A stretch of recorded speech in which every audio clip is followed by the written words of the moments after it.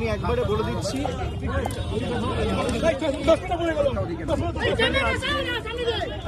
ভাই আসতে লেগে যাবে।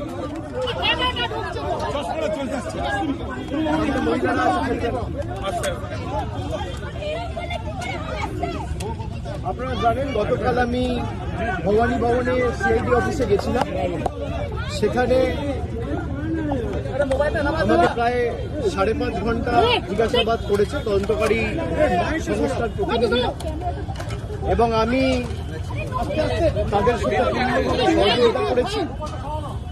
আমার লিগাল রাইট, আমি কোর্টে মুভ করব। কোর্ট আমাকে 6টার মধ্যে গতকাল ভবানী ভবনে সিআইডি হেডকোয়ার্টারে সশরীরে উপস্থিত থাকার জন্য নির্দেশ দিয়েছিল। আমি কমপ্লাই করে প্রায় 12-13 মিনিট আগে, 6টার আগেই কালকে ভবানী ভবনে গেছি, এবং 11:30টার কাছাকাছি ইন্টারোগেশন প্রশ্ন উত্তর পর্ব শেষ হয়, প্রায় 5.5 ঘন্টা চলছে। এবং আমাকে আবার সেখানে একটা নোটিশ দিয়ে আগামী 14 তারিখ অ্যাপিয়ার করার জন্য বলা হয়। আমি 14 তারিখ কলকাতায় আছি, আমি 14 তারিখ অ্যাপিয়ার করবো আবার। আমি কোনো তদন্ত এড়িয়ে যাইনি। আমাকে দিল্লিতেও তদন্তকারী সংস্থা যখন ডেকেছে আমি গেছি, কলকাতাতেও নিজাম প্যালেস হোক, এদিকে সিজিও হেডকোয়ার্টার হোক, ইডির কাছে হোক, আমি গেছি। আমি সবসময় তদন্তে সহযোগিতা করেছি, এবং আমার সামর্থ্য অনুযায়ী যতটুকু কেন্দ্রীয় তদন্তকারী সংস্থা বা এই মুহূর্তে দাঁড়িয়ে রাজ্যের গোয়েন্দা সংস্থা সিআইডির সাথে যেটুকু সহযোগিতা করা উচিত আমি নিশ্চিতভাবে করছি। আজকে আমাদের দলনেত্রীর বাড়িতে কিছু বৈঠক ছিলেন পূর্ব নির্ধারিত, সেখানে একাধিক বিধায়ক থেকে সাংসদ ছিলেন, এবং আমাদের মিটিংগুলো চলাকালীন খুব সম্ভবত 4:30-4:45 নাগাদ যে সিআইডির একটা টিম এসেছিল আবার কোনো একটা আলাদা মামলায় আমাকে নোটিশ দিত। তো আমি আমার সেক্রেটারির মারফতে তাদেরকে অনুরোধ করি যে আমি এই মুহূর্তে আমার বাড়িতে সশরীরে উপস্থিত নেই বলে আপনারা চিঠিটা অন্য কাউকে দিয়ে দিন, সে রিসিভ করে আমার পক্ষ থেকে নিয়ে নেবেন। এবং আমি অনুরোধ করি যে আপনারা যদি আমাকে দিতে চান তাহলে আপনাদের অপেক্ষা করতে হবে, তার কারণ আমি এই মুহূর্তে আসতে পারবো না মিটিং থেকে বেরিয়ে। আপনি আপনার মতো করে যখন ইচ্ছা বাড়িতে নিয়ে বলবেন যে আপনাকে ছাড়া কাউকে আমরা দেবো না। আমি যদি বাড়িতে না থাকি তাহলে আপনাকে অপেক্ষা করতে হবে আমার ফেরার জন্য। এখন প্রায় 7:20 বাজে, আমি বাড়িতে ঢুকেছি, আপনাদের সাথে কথা বলছি 5-10 মিনিট হয়েছে। 6-7টার মধ্যে আমি বাড়িতে ঢুকেছি। আমি ঢুকে দেখছি সিআইডির প্রতিনিধিরা নেই, তারা ফিরে গেছে। তারা যদি পরবর্তীকালে আমাকে ফোন করে আসে, আমার সাথে যোগাযোগ করে আসে এবং আমাকে বলে কোন সময় গেলে আমি বাড়িতে থাকবো, তখন নোটিশ দেবে, আমি নিশ্চিতভাবে জানাবো। আমি যখন বাড়িতে উপস্থিত নই সশরীরে, তখন যদি তারা এসে নোটিশ, তখন যদি তারা আসে নোটিশ দিতে এবং একদম স্পষ্টভাবে বলে যে আপনাকে ছাড়া কাউকে নোটিশ আমরা দেবো না, আপনার হয়ে কেউ যদি রিসিভ করতে চায় সেই সুযোগ পাবে না, তাহলে আপনাকে আমার ফেরার জন্য অপেক্ষা করতে হবে। তো আমি আপনাদের মাধ্যমে আমি অনুরোধ করব যে যারা নোটিশ দিতে এসেছিল আপনারা যদি আসেন নিশ্চিতভাবে যোগাযোগ করে আসুন, আর না হলে অপেক্ষা করুন। আমি যখন ফিরবো আমি তখনই নোটিশটা আপনাদের তরফ থেকে, আপনাদের কাছ থেকে নিতে পারবো। আপনারা যারা আমাকে প্রশ্ন করছেন আপনি তদন্ত এড়িয়ে যাচ্ছেন, আমি কোনো তদন্ত এড়িয়ে যাইনি, আমার দোকানোর কিচ্ছু নেই। আমি কেন্দ্র তদন্তকারী সংস্থার সম্মুখীন হয়েছি এখনো পর্যন্ত 8 থেকে 10 বার। যারা এতদিন ধরে তদন্ত চালাচ্ছে আমাকে যখনই ডেকেছে আমি গেছি। আমাকে সিআইডি সামান দিয়েছিল, প্রথম সামান 30 তারিখ। 30 তারিখ বিকেলে আমার উপর আক্রমণ হয়, আপনারা দেখেছেন। 48 ঘন্টা আমি বাড়ি থেকে বেরোতে পারিনি। আমি সময় চেয়েছিলাম, আমাকে 8 তারিখ ডাকা হয়েছে। 8 তারিখ আমি ছিলাম না। আমি 6 তারিখ দিল্লির উদ্দেশ্যে রওনা দিয়েছিলাম, ইন্ডিয়া জোটের মিটিং ছিল। 8 তারিখ তারা জানে যখন আমি দিল্লিতে, তখন 8 তারিখ বিকেলে নোটিশ দিয়ে বলা হচ্ছে 9 তারিখে আসুন। 9 তারিখেও আমার বৈঠক ছিল। আমি গতকাল সঙ্গে সঙ্গে যখনই আমি কোর্টের নির্দেশ পেয়েছি আমি সঙ্গে সঙ্গে 6টার আগে গেছি, এবং তারা যে প্রশ্নগুলো করেছে আমি তো এখানে আলোচনা করতে পারি না, যদিও আমি দেখছি মিডিয়া অনেক কিছু বেরিয়েছে, আমায় কি প্রশ্ন করেছে তদন্তকারী সংস্থার কাছে আর আমার সাথে কি আলোচনা হয়েছে এটা মিডিয়ায় চলে আসছে। এবং আমি বাড়ি ফেরার আধ ঘন্টার মধ্যে আমাকে প্রথম প্রশ্ন কি করা হয়েছে, আমাকে দ্বিতীয় প্রশ্ন কি করা হয়েছে, আমাকে তৃতীয় প্রশ্ন কি করা হয়েছে, তার উত্তরে আমি কি বলেছি সব আমি দেখছি মিডিয়ায় রিপোর্ট হয়ে গেছে। আমি এটা নিয়েও আগামী দিন হাইকোর্ট মুভ করব। আমি যখন তদন্তে কি আলোচনা হয়েছে কারোর সাথে আলোচনা করছি না, তার মানে আমি ধরে নিতে পারি তদন্তকারী সংস্থার কাছ থেকে মিডিয়ায় এই খবরগুলো লিক হচ্ছে।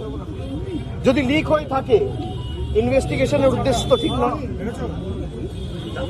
সুতরাং আমি বারবার তদন্তকারী সংস্থা যেখানে আমাকে ডেকেছে আমি গেছি।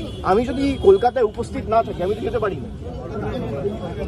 আমার সামর্থ্য অনুযায়ী যেখানে যখন প্রয়োজন হয়েছে যে মামলায় ডাকুন। আর এখন সরকার পাল্টেছে, এরা বিভিন্নভাবে মামলায় আমাকে ট্যাগ করে। আমি শুনেছি যে মামলায় আজকে আমাকে নোটিশ দিতে এসছে, আমি বলেছি 4 তারিখের পর ডিজে বাজে।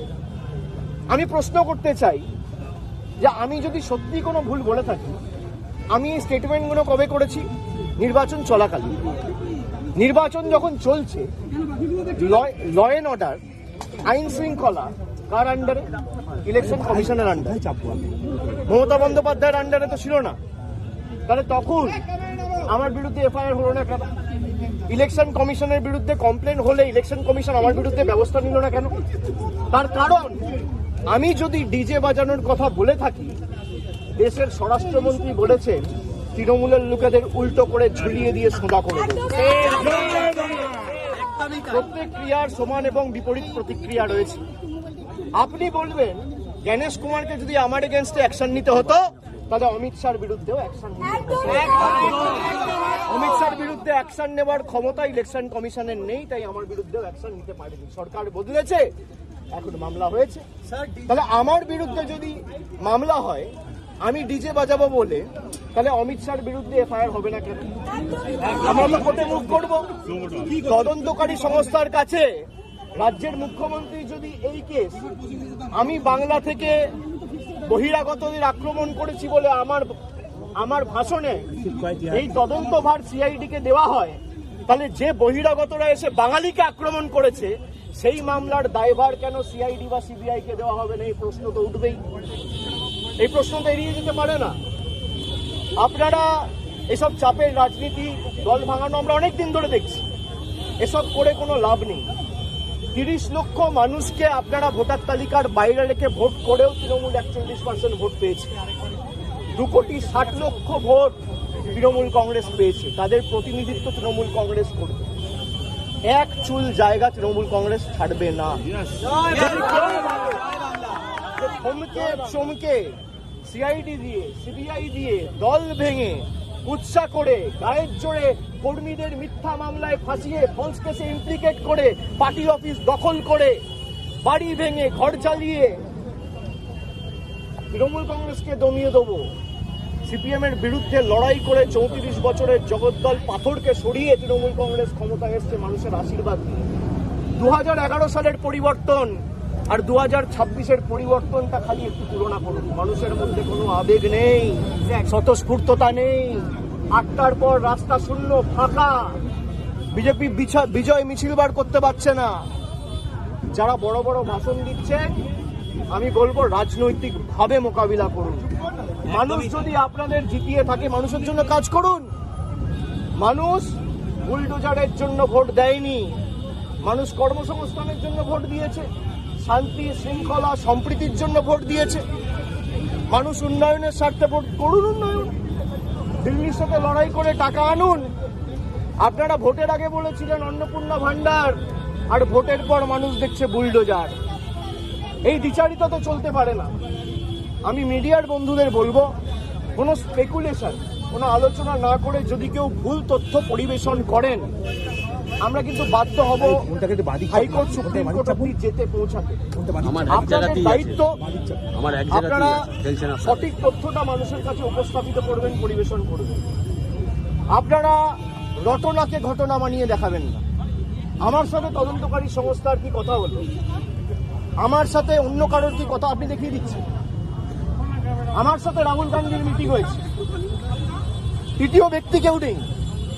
আমি আর রাহুল গান্ধী কি কথা হয়েছে আপনারা জেনে গেছেন। আমিও মিডিয়ার সাথে কথা বলবো না। আপনারা জানছেন কোত্থেকে? আপনারা আপনাদের মতো স্পেকুলেট করে খবর যা পাচ্ছেন বলে দিচ্ছেন।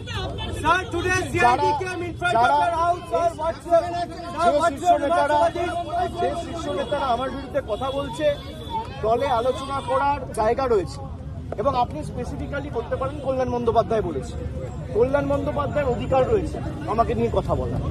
কল্যাণ বন্দ্যোপাধ্যায়ের অধিকার রয়েছে আমাকে নিয়ে 4টে কটু কথা বলার। কল্যাণ বন্দ্যোপাধ্যায় আমাকে ছোট থেকে মানুষ করেছে, আমি বড় হতে দেখেছি।